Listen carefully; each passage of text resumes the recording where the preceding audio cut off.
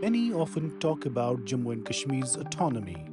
Some wonder why Articles 370 and 35A were annulled. What was Jammu and Kashmir's semi-autonomy or special status all about? Autonomy has remained the heartbeat for unionists in Jammu and Kashmir. Till the very early 1960s, Jammu and Kashmir had its own Prime Minister, Wazir-e-Azam, and Sadr-e-Riyasat, the equivalent of the President, while New Delhi only controlled areas such as communications, currency, defense, and foreign affairs. After Sheikh Abdullah's unceremonious ouster as Prime Minister and arrest in August 1953, the installed Prime Minister Bakhshi Ghulam Muhammad ratified the Delhi Agreement through the erstwhile Constituent Assembly in 1954, thus paving the way for the presidential order. Article 35A empowered the Jammu and Kashmir Legislative Assembly to define permanent residents and grant them special rights and privileges. माननीय अध्यक्ष जी, जहां तक जम्मू कश्मीर की जनता और विशेषकर घाटी की जनता है, पूरी तरह से स्थिति नॉर्मल है। कांग्रेस की स्थिति में नॉर्मल नहीं कर सकती, क्योंकि उन्होंने यहां भाषण किए थे कि 370 हटने के बाद रक्तपात हो जाएगा, खून की नदियां बह जाएगी, सालों सालों तक कर्फ्यू नहीं उठा पाएंगे। कुछ नहीं हुआ मान्यवर। In August 2019, the Bharatiya Janata Party-led government abrogated Articles 370 and 35A to end Jammu and Kashmir's special status in one stroke. In December 2023, the Supreme Court unanimously upheld the power of the President of India to abrogate Article 370. Article 370 had been systematically denuded of its efficacy over the years, though. While political parties in Jammu and Kashmir want restoration of autonomy, the Bharatiya Janata Party sees removal of special status as fait accompli. The BJP's top leadership claims that no power on earth can restore Article 370. For the BJP, it is done and dusted.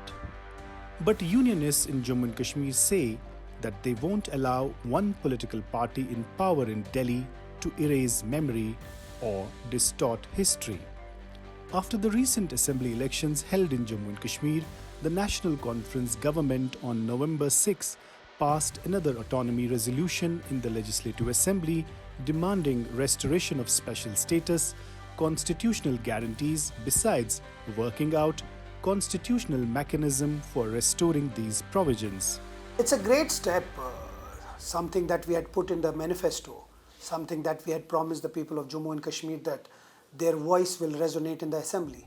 And as promised to the people of Jammu and Kashmir, we tabled that resolution which called for the restoration of special status that we enjoyed before 2019, which included everything from 370 to 35A to land security, job security, everything. People have forgotten about Article 370 and people have given up. There is no demand of Article 370. People don't want Article 370 back. The narrative that was played by BJP in all these years, this particular resolution is an antidote to that. However, not everyone in Jammu and Kashmir is pleased with the National Conference Autonomy Resolution. They think it is ambiguous, weak, and not to the point.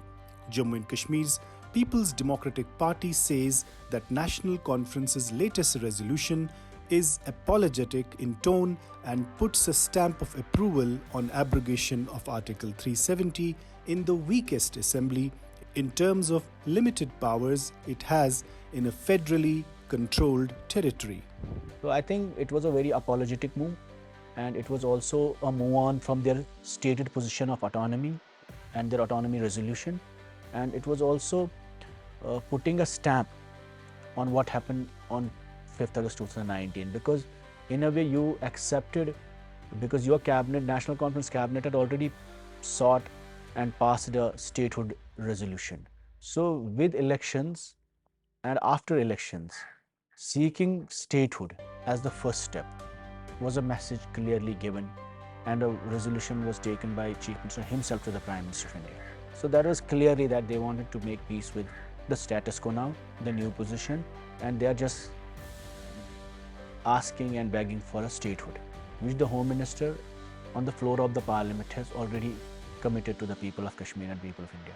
Just because one government has the majority and the numbers in the Parliament to, erase history, doesn't mean that we will give up on what our forefathers or what our leaders at that time have defined and this, and they have craved out this peace for the people of Jammu and Kashmir. So we are under, I think, no compulsion to give in to the the brute majority of BJP. So our position is that yes, statehood may be the step one, it is important, but our demands do not end with statehood. Our demand is for the restoration of Article 370 and special status and all land laws which protect the idea of Jammu and Kashmir state. So I think that was not interpreted clearly in the resolution. So the struggle will continue. We will have to find the ways and means. We will have to, build a confidence in the entire country. We will have to educate people. It may take time. I'm not saying that all this will happen overnight, but it may take time, and the struggle has to continue. You can't just, give up, and say that there is a brute majority against us and we can't do anything.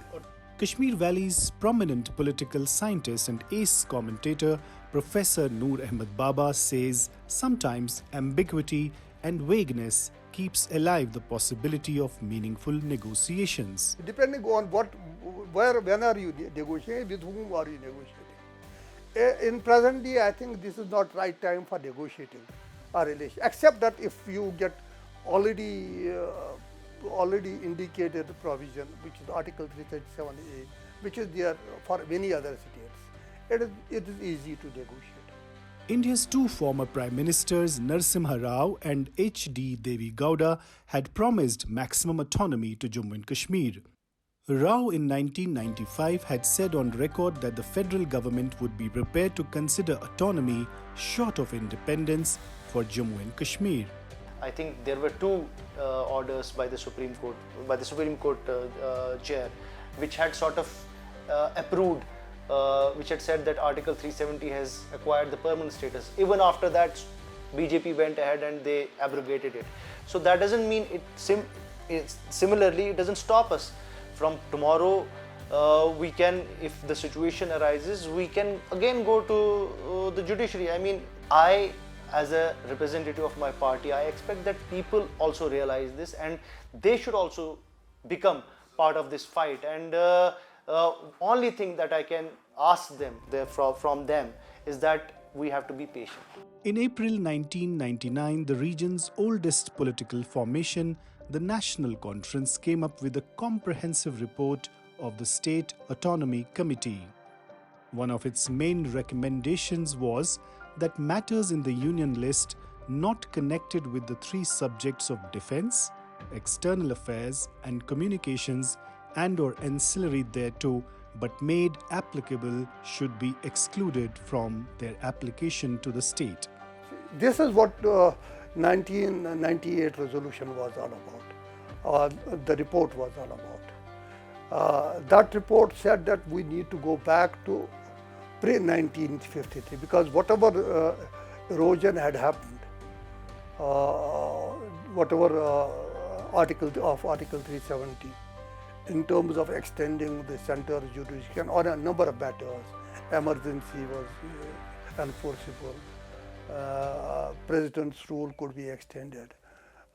Now, then Supreme Court jurisdiction, and many more provisions had been extended to the state, and the jurisdiction nomenclature of Prime Minister was shifted to Chief Minister, and a lot of uniformity came, and that also in a very distortious manner, because of which practically Kashmir became, in certain respects, more disempowered than many of the state governments.